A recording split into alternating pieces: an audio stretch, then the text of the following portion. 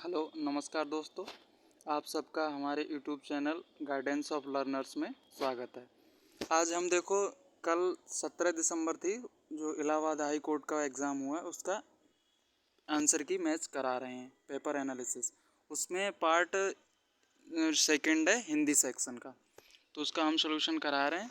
Check करो। तो पहला 26 क्वेश्चन है, सूची 1 को सूची 2 से मिलाना है।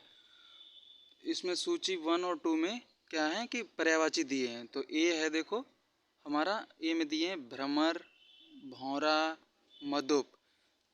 ये मधुकर के पर्यायवाची होते हैं। मधुकर का मतलब भौरा होता है। दूसरा है वी, शशि, इंदु, निशाकर। ये पर्यायवाची किसके हैं? चंद्रमा के।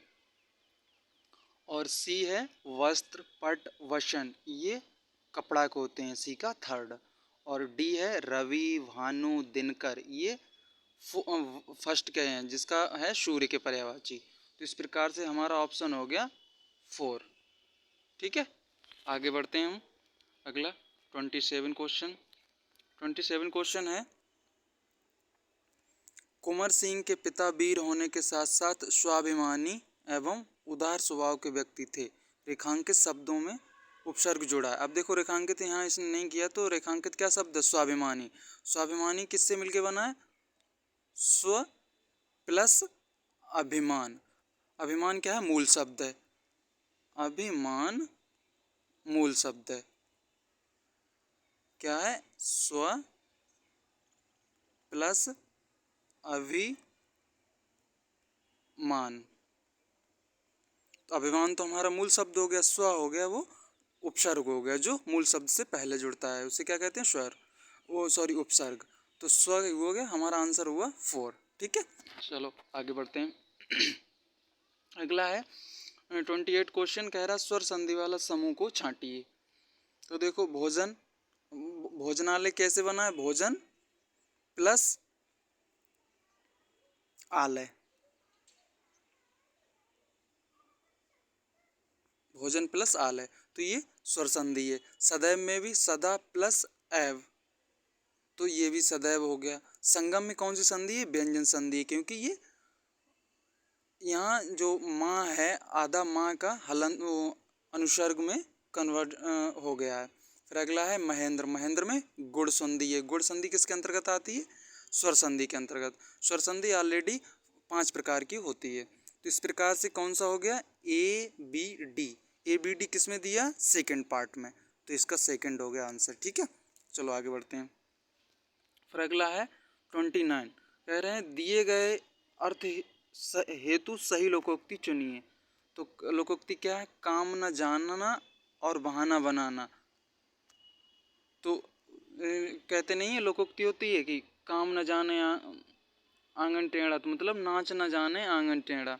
मतलब जो काम नहीं आ रहा है, तो उसे नाचना तो खुद नहीं आ रहा, कह रहा है कि आंगन टेढ़ा है। तो इस प्रकार से इसका आंसर हो गया 3rd।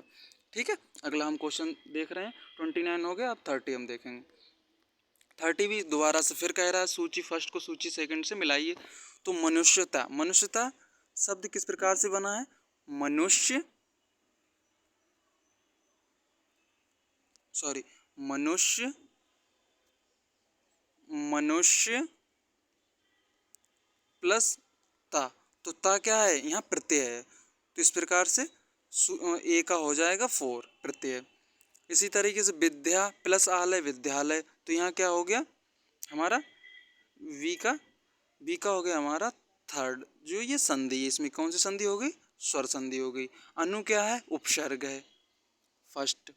और डी कर्म भूमि क्या है? समास है। तो इस तरीके से हमारा मैचिंग होगा, ए का 4, बी का 3rd, और सी का फर्स्ट, और डी का सेकंड। तो हमारा आंसर हो गया सेकंड। ठीक है, आगे बढ़ते हैं हम लोग। अगला क्वेश्चन है 31, कह रहा हाय फूल सी कोमल बच्ची, पंक्ति में कौन सा अलंकार है? तो अलंकार,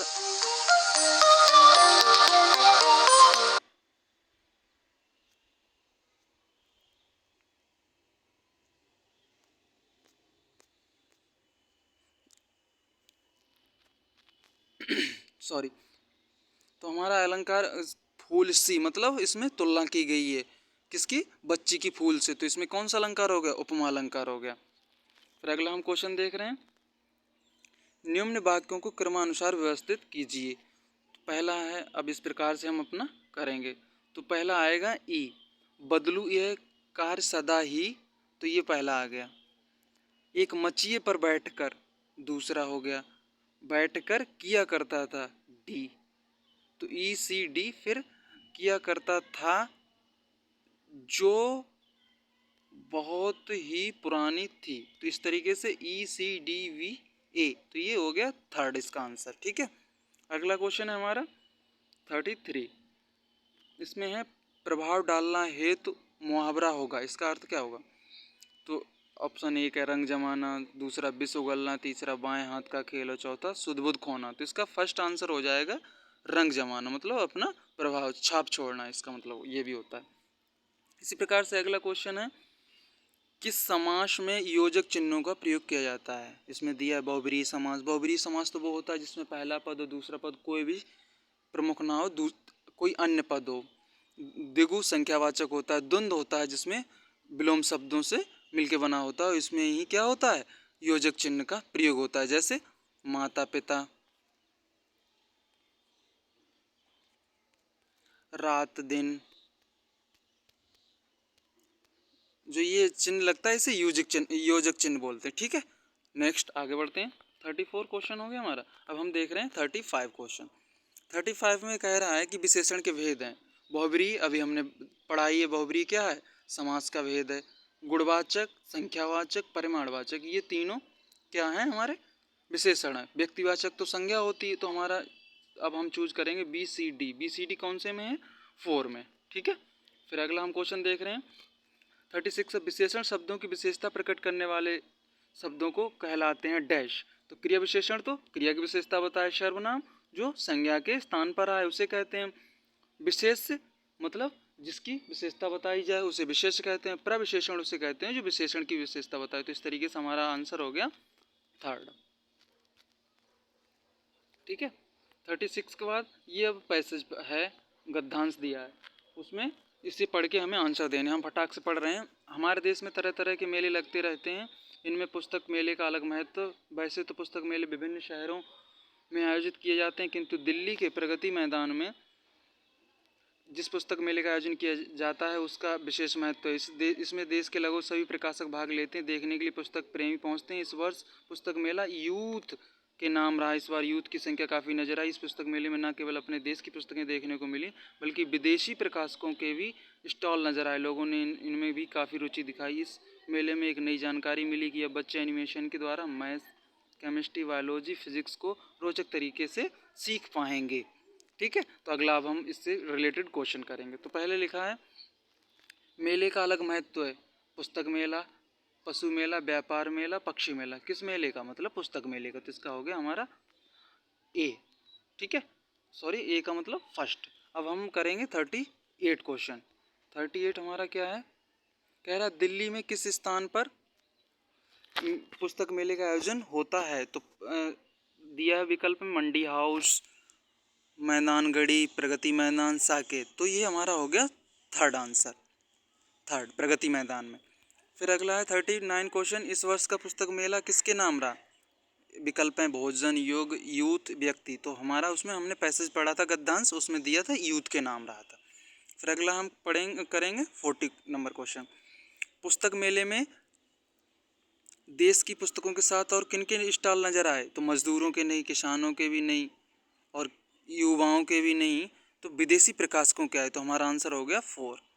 ठीक है, अगला हम क्वेश्चन करेंगे 41। 41 है हमारा। 41 में कह रहा है बच्चे एनिमेशन द्वारा कौन से विषय सीख नहीं सकते? तो मैथ्स तो सीख सकते हैं, फिजिक्स भी सीख सकते हैं, बायोलॉजी भी सीख सकते हैं, केमिस्ट्री भी सीख सकते हैं, क्योंकि यहाँ दिया है मैथ, फिजिक्स, केमिस्ट्री, बायोलॉजी ये सब दिए हैं, लेकिन भाषा नहीं सीख सकते। तो सी की बात आई, तो ऑप्शन सी किस में है? 4 में, तो केवल सी। फिर अगला क्वेश्चन हम करेंगे 42 क्वेश्चन ना। अब इसमें फिर दोबारा से वाक्यों को क्रमानुसार व्यवस्थित करने को कह रहा है। अब देखो इसमें क्या होगा। हमारा पहला होगा शहीदों का एक ऐसा स्मारक बनाया जाए जिसमें क्रांतिकारी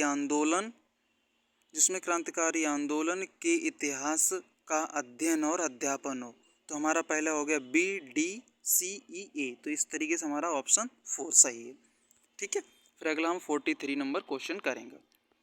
43 में है, देखो इसमें जो आंसर लगे उससे आपको ध्यान नहीं देना, जो हम बता रहे हैं वो करेक्ट है, बिल्कुल 100% सही है। जिससे पता चलता है कि क्रिया भूतकाल में होने वाली थी पर किसी कारण से नहीं हो सकी, उसे क्या कहते हैं। अब देखो भूतकाल में होने वाली थी, वो नहीं हो सकी, तो इससे कहते हैं हेतु भूतकाल। तो इसका आंसर हो गया हमारा थर्ड। ठीक है, थर्ड पे ये हमारा थर्ड आंसर हो गया। ठीक है, अगला हम पढ़ेंगे क्वेश्चन नंबर 45। कह रहा है कि निम्नलिखित कारकों को क्रमानुसार व्यवस्थित कीजिए।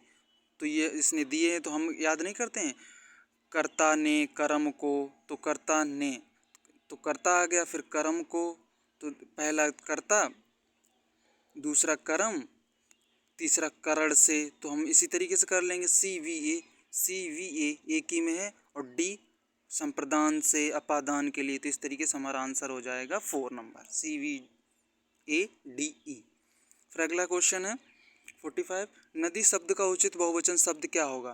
तो इसमें दिया नदियाँ, नदियों, नदियाँ, नदी। तो हम कहते नहीं हैं भारत में बहुत नदियाँ बहती हैं, विभिन्न प्रकार की नदियाँ बहती हैं। तो हमारा ऑप्शन हो जाएगा इसमें ए, नदी का बहुवचन हो जाएगा नदियाँ।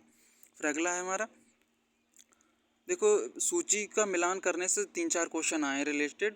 पहला फिर कह रहा सूची 1 को सूची 2 से मिलान करिए। तो जल क्या है, द्रव्यवाचक संज्ञा हो गई। ए का 4 देख लीजिए किसमें, तो 2 में और 4 में। तो ये हम इससे नहीं बता पाएंगे। गांधी जी क्या है, व्यक्तिवाचक संज्ञा। तो बी का फर्स्ट हो गया। आगे मैच करने की ज़रूरत भी नहीं, लेकिन फिर भी हम चेक कर लेते। सी थर्ड, मतलब हड़प क्या होती है, भाववाचक संज्ञा हो गई। और डी बच्चे क्या हो गए, जातिवाचक संज्ञा हो गई। तो इस तरीके से हमारा ऑप्शन इसका हो गया आंसर सेकंड। ठीक है, फिर आगे हम करेंगे 47 क्वेश्चन नंबर कह रहा शुद्ध शब्द छांटिए। सांस्कृतिक, तो सांस्कृतिक नहीं होता, सांस्कृतिक होता है, सांस्कृतिक। और अगला है हस्ताक्षर सही बिल्कुल। हस्तक्षेप होता, हस्ताक्षेप नहीं होता है। हास्यपद नहीं होता, हास्यपद होता है। तो इसका आंसर हमारा सही शब्द होगा शुद्ध हस्ताक्षर। ठीक है, फिर अगला है 48 क्वेश्चन नंबर हमारा, सूची 1 को सूची 2 से फिर मिलान करवा रहा है। तो ईश्वर के नाम का जप कौन करता है, उसे क्या कहते हैं, सुमिरन। तो ए का थर्ड हमारा पहले में 4 में है और दूसरे में। बिना मजदूरी का काम वेगार होता है। तो हमारा वी का सेकंड हो गया। वी का सेकंड हमारा 4 में आ गया। आगे हमें मैच करने की ज़रूरत नहीं, लेकिन फिर भी हम कर रहे हैं। कंप्लीट मेहनत का मूल्य क्या होता है, पारिश्रमिक होता है। तो सी का सेकंड। और बचा क्या, डी, और पहुंचने का स्थान गंतव्य कहलाता है। डी का 4। तो हमारे इस तरीके से 4 आंसर इसका हो गया। फिर हम अगला क्वेश्चन करेंगे 49 में कह रहा है सही वाक्य चुनिए। कह रहा मोहन की माताजी जा रहा है। तो मोहन की माताजी नहीं, माताजी जा नहीं रहा है, जा रही हैं, ये सही होता। हमें चरखा कातनी चाहिए, कातनी नहीं, हमें चरखा चलाना चाहिए। ये भी गलत हो गया हमारा। खरगोश को काट कर गाजर खिलाओ। देखो इस प्रकार के सब वाक्य बहुत आते हैं एग्जाम में, कंपटीशन में। खरगोश को काट कर नहीं, गाजर को काट कर खरगोश को खिलाओ। तो इस तरीके से हमारा पहला आंसर हो गया मैं गाने का अभ्यास कर रहा हूँ। ठीक है, तो इस तरीके से हमारा हो गया फर्स्ट 49 का। फिर लास्ट हम हिंदी का क्वेश्चन देख रहे हैं। ये लास्ट भी सूची 1 को सूची 2 से मिलान करवा रहा है। तो सफल का असफल होगा, विलोम शब्द हो गया। रात का होगा दिन, धरती का होगा आकाश, और ठंड का होगा गर्म। तो ये इस तरीके से ए का थर्ड एक ही में लो हमारा फर्स्ट हो गया। तो इस तरीके से दोस्तों हमने ये हिंदी सेक्शन कंप्लीट करा दिया इलाहाबाद हाई कोर्ट का, जो 17 दिसंबर 2022 का एग्ज़ाम हुआ था 3 से 4:30 बजे के बीच में। तो आप कमेंट करके बताइए हमारा एनालिसिस कैसा लगा, और अगर चैनल पर नए हैं तो सब्सक्राइब कीजिए। Thank you.